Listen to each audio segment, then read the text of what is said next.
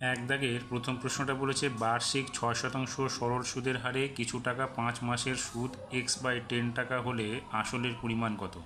তাহলে এখানে লিখতে পারি আমরা আসলকে যদি পি ধরে নিই তাহলে পি ইন্টু 5 মাস, তাহলে এটাকে বছরে কনভার্ট করলে 5/12 ইন্টু 6% মানে 6/100 ইকুয়াস টু কত হবে, সুদের পরিমাণটা বলছে x/10, তাহলে আমরা লিখব x/10।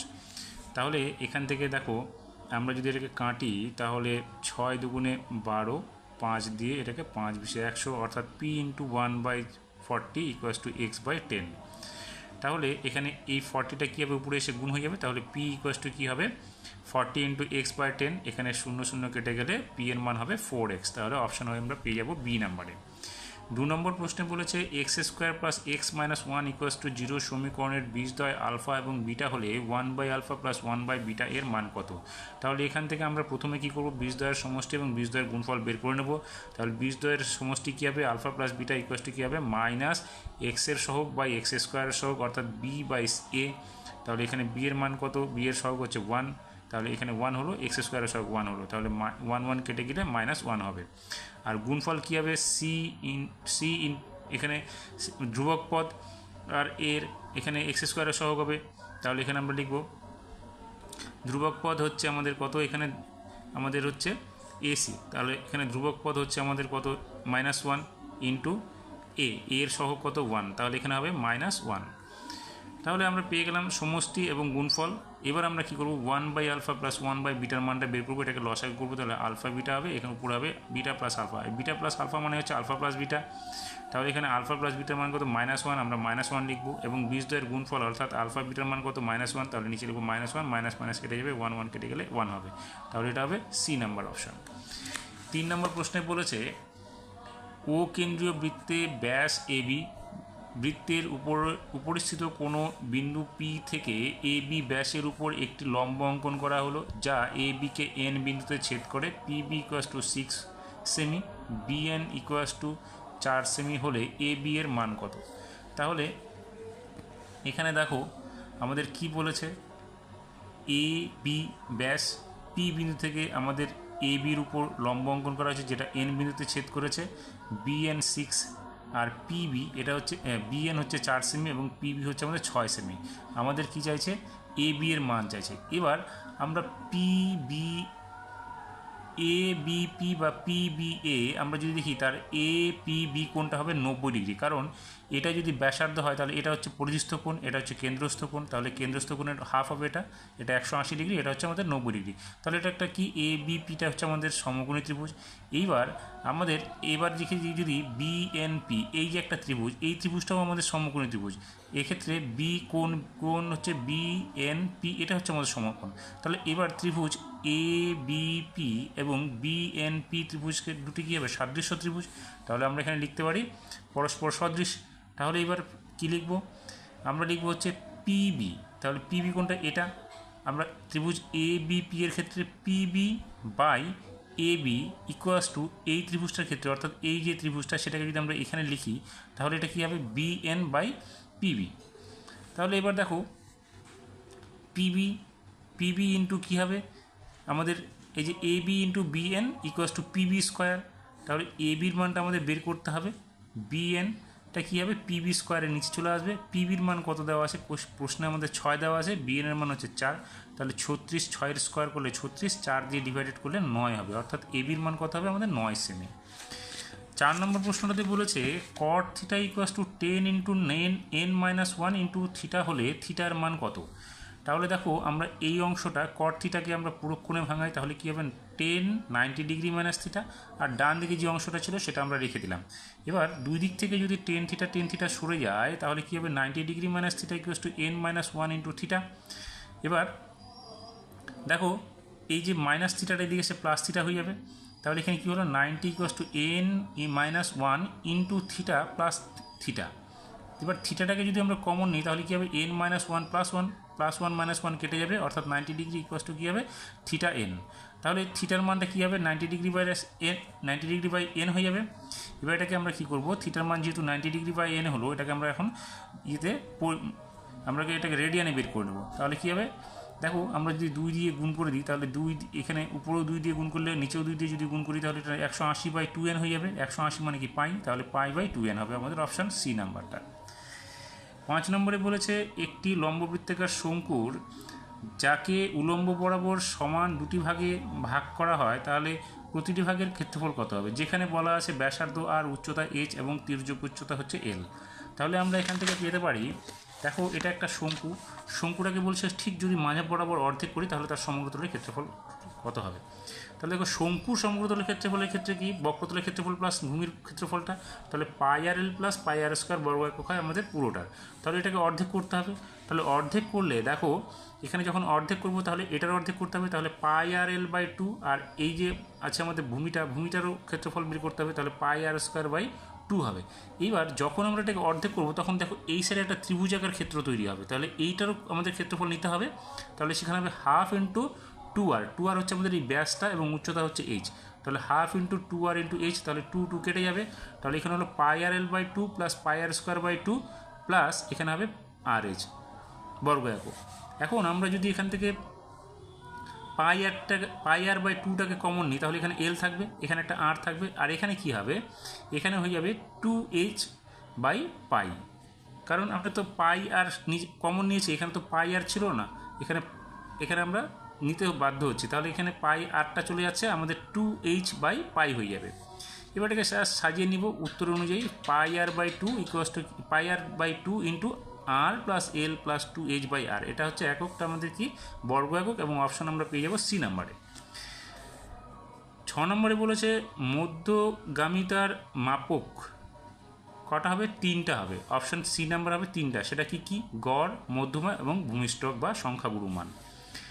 2 নম্বরের শূন্যস্থান পূরণের প্রথম প্রশ্নটা বলেছে কোনো মূলধনের বার্ষিক শতকরা একই সুদের হারে ড্যাশ বছরের সরল সুদ ও চক্রবৃদ্ধি সুদের পরিমাণ সমান হবে। দেখো এখানে হবে এক বছরে চক্রবৃদ্ধি সুদ এবং সরল সুদের পরিমাণ সবসময় সমান হয়।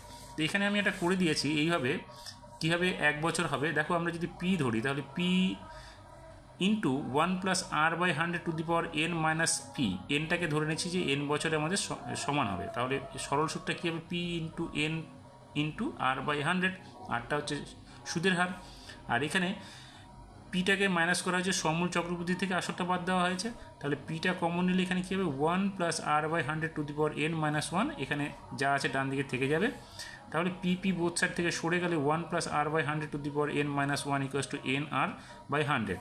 এবার এনটাকে আমরা যদি 1 ধরে নিই, 1 বছরে যদি ধরে নিই, 2 বছর হলে হবে না, কিন্তু 1 বছর যদি ধরি তাহলে কী হবে 1 প্লাস r/100n - 1 = এনটাকে 1 ধরেছি, তাহলে 1 × r/100, তাহলে দেখো এখানে 1টা সরে গেলে এখানে ব্র্যাকেটটা উঠে যাবে, তাহলে 1 প্লাস r/100 - 1 প্লাস 1 - 1 তাহলে কেটে গেল, এখানে r/100 = r/100, এই দেখো দুটো সমান হয়ে গেল।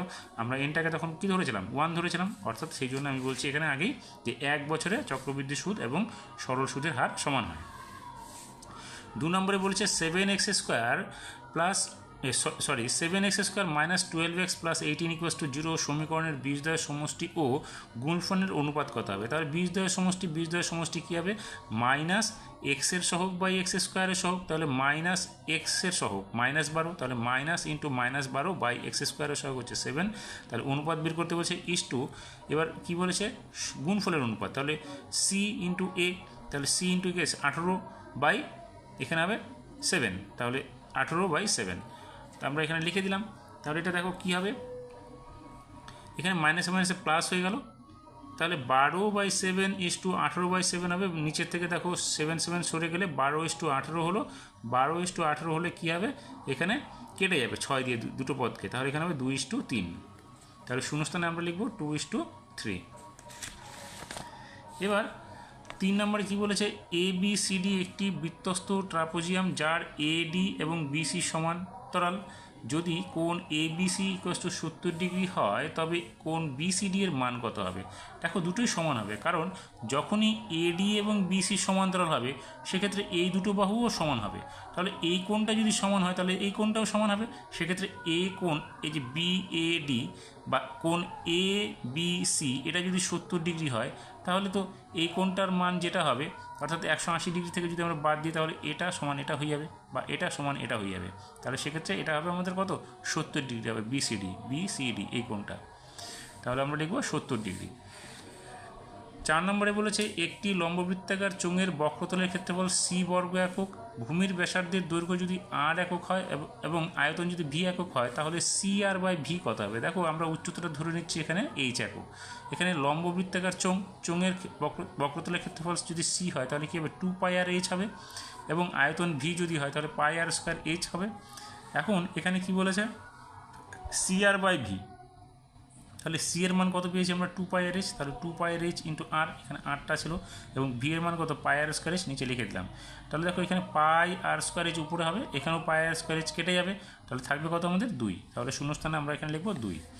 এবার 5 নম্বরটা কী বলেছে দেখো, sine 1 degree by cos 89 degree plus sine 3 degree by cos 87 degree plus up to sine 87 degree by cos 3 degree plus sine 89 degree by cos 1 degree. তাহলে এইটাকে আমরা যখন নিয়ে আসবো তখন এটাকে পুরো কোণে যদি প্রথমটুকু আমি একটা দেখাচ্ছি, তাহলে প্রথমটুকু দেখে ভাঙালে দেখো sine 1 degree by cos 89 degree equals to কি লিখতে পারি, নিচেরটাকে আমরা পুরো কোণে ভাঙাচ্ছি sine 1 degree by cos 90 degree minus 1। তাহলে cos 90 ডিগ্রি মাইনাস 1 মানেই হচ্ছে সাইন 1, তাহলে সাইন 1 কেটে গেলে 1 হবে। তাহলে প্রত্যেকটার ক্ষেত্রে আমরা 1 করে পাবো। তাহলে দেখবে এখানে 1 3 এইরকম করে যখন 89 পর্যন্ত যাব তাহলে এখানে মোট মৌলিক সংখ্যাগুলো সবগুলো মৌলিক সংখ্যা আছে, তাহলে এখানে মৌলিক সংখ্যাগুলো দেখবে 45টা সংখ্যা আমরা পাবো। তাহলে 45টা যদি মৌলিক সংখ্যা 1 থেকে 89 পর্যন্ত সংখ্যার মধ্যে, তাহলে 45টি 1 যোগ করলে কত হবে 45 হবে। তাহলে আমরা এখানে লিখবো হচ্ছে 45। 6 নম্বরে বলেছে একটি শ্রেণীর নিম্নসীমা এল এবং মধ্যমা এম হলে শ্রেণীটির ঊর্ধ্বসীমা কত। দেখো ঊর্ধ্বসীমা আমরা বের করবো কীভাবে, আমরা এখানে যেহেতু বলেছে মধ্যমা দেওয়া আছে সেক্ষেত্রে আমরা ধরে নিতে পারি ঊর্ধ্বসীমা এক্স, তাহলে কী হবে L plus x by 2 equals to M লিখতে পারি। সেক্ষেত্রে কী হবে L plus x equals to 2m বা এক্স ইকুয়াস টু কী হবে 2m মাইনাস এল, এটা হবে আমাদের শূন্যস্থান। তাহলে এখানে আমরা লিখব 2m মাইনাস এল। এবার সত্য মিথ্যার প্রথম যে প্রশ্নটা রয়েছে সেটা প্রশ্নটা ভুল দেওয়া আছে, সেই জন্য এটা সমাধান করিনি। 2 নম্বর প্রশ্নটা বলেছে √পাই একটি দ্বিঘাত করণী, না এটা ভুল হবে, এটা এর আগেও পড়ানো হয়েছে। 3 নম্বর প্রশ্ন বলেছে দুটি বৃত্ত যখন পরস্পরকে দুটি বিন্দুতে ছেদ করে যখন তাদের একটি মাত্র স্পর্শক অঙ্কন করা যায়, না এটা ভুল হবে। দেখো দুটো বৃত্ত যখন একটাকে স্পর্শ করবে দুটো বিন্দুতে, তাহলে আমরা উপরে একটা নিচে একটা স্পর্শক অঙ্কন করতে পারি, সেক্ষেত্রে আমরা দুটো পাবো, এই জন্য বিবৃতিটা মিথ্যা হবে। 4 নম্বরে বলেছে একটি সুষম চতুর্ভুজের প্রত্যেকটি অন্তকোণের মান π/n। দেখো সুষম চতুর্ভুজের প্রত্যেকটির অন্তকোণের মান π/n, আমরা দেখি π/n এর মান কত 180/2, পায়ের মান 180, তাহলে 2 দিয়ে এটা কাটলে 90 ডিগ্রি হবে। তাহলে সুষম চতুর্ভুজ যেহেতু বলা আছে তাহলে প্রত্যেকটা অন্তকোণের মান 90 ডিগ্রি করে হবে, এটা ঠিক। সুষম মানে হচ্ছে 4টা ভুজ সমান হবে, সেক্ষেত্রে আমরা এটা ধরে নেব যে ঠিক হবে। তাহলে 5 নম্বরটা কী হবে, একটি নিরেট অর্ধগোলকের বক্রতলের ক্ষেত্রফল এবং সমগ্রতলের ক্ষেত্রফল সমান বলেছে। দেখো একটি নিরেট অর্ধগোলকের বক্রতলের ক্ষেত্রফল সূত্র হচ্ছে 2 পাই আর স্কোয়ার বর্গ একক এবং সমগ্রতলের ক্ষেত্রফল হচ্ছে 3 পাই আর স্কোয়ার বর্গ একক, তাহলে দুটো তো সমান হলো না, তাহলে এটা বিবৃতিটা হবে মিথ্যা। এবার 6 নম্বর প্রশ্নে বলেছে summation of xi minus F summation of x1 minus 5 equals to 10 হলে এক্স বার এর মান হচ্ছে 5.5 হবে, যেখানে i 1 থেকে 20 পর্যন্ত। তাহলে আমরা লিখতে পারি যেহেতু এখানে বলা আছে যে এক্স বারের মান 5 × 5.5, তাহলে আমরা লিখব যে x1 minus 5 plus x2 plus 5 up to x20 plus 5 minus 5, কারণ 20 পর্যন্ত নিতে হবে, বলাই আছে এখানে 20 পর্যন্ত। তাহলে দেখো এইটাকে আমরা যদি এখান থেকে -5 এরকম 20টা আছে, তাহলে আমরা এখানে লিখতে পারি x1 প্লাস x2 প্লাস যদি সবগুলো ব্র্যাকেট উঠিয়ে দিই সেক্ষেত্রে হবে, তাহলে x1 plus x2 plus up two x20, তারপরে কী করবো -5 × 20, যেহেতু এখানে 20টা সংখ্যা আছে তাহলে -5 হচ্ছে 20টা ইকুয়ালস টু 10। তাহলে আমরা এখানে এই অংশটা রেখে দিয়ে এখানে কী হবে দেখো -100 হবে, -100টার দিকে আমরা +100 করে দেবো, তাহলে এই অংশটা কী হলো এখানে আমরা লিখব যোগ করে 110। এবার এই সংখ্যাটার গড় করতে হবে, কত দিয়ে গড় করতে হবে? 20টা সংখ্যা, তাহলে 20 দিয়ে ভাগ করলে কী হবে? এখানেও আমাদের 20 দিয়ে ভাগ করতে হবে। তাহলে এটা 20 দিয়ে ভাগ করলে এর মানটা কত হচ্ছে? দেখো 20 দিয়ে ভাগ করলে 5.5 হচ্ছে, অর্থাৎ এক্স বার। এই গড়টাই তো হচ্ছে এক্স বার, তাহলে এক্স বারের মান আমরা কত পেলাম? 5.5 পেলাম। তাহলে এই ক্ষেত্রে আমরা বিবৃতিটিকে সত্য ধরে নেব।